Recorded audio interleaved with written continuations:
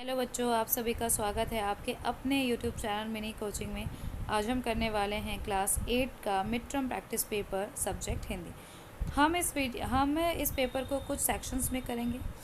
हम इस पेपर का खंड का ऑलरेडी कर चुके हैं। अगर आपको कोई डाउट हो तो आप उसको वीडियो में जाके देखिए और उसको क्लियर करें।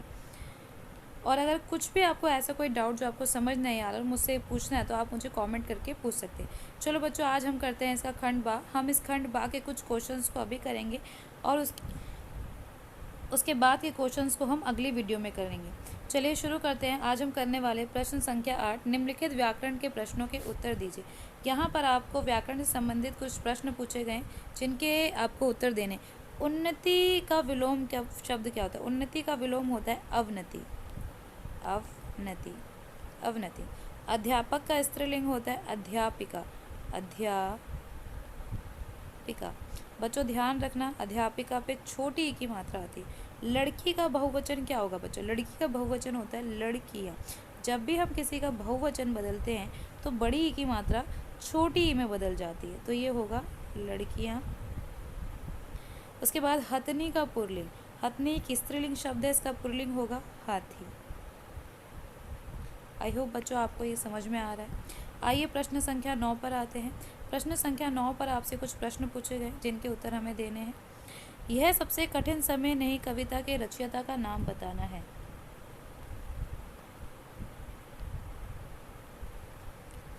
इस कविता के रचयिता का नाम है जया जादवानी। मैं यहाँ पर बच्चों आपको लिख के दिखा देती हूँ। इस कविता के रचयिता का नाम है जया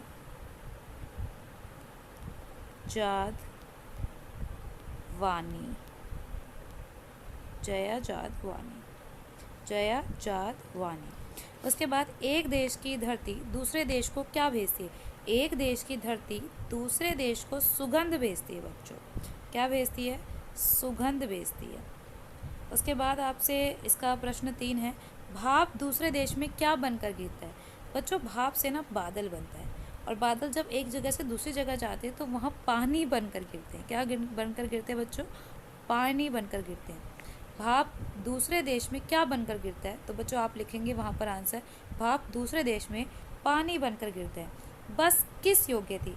आपने बच्चों पाठ पढ़ा होगा तो आपको समझ में आया, बस की बहुत ज़्यादा हालत बेकार थी तो वहाँ पर लेखक कहते हैं बस पूजा योग्य थी। तो बस किस योग्य थी? बस थी बच्चों पूजा योग्य। पूजा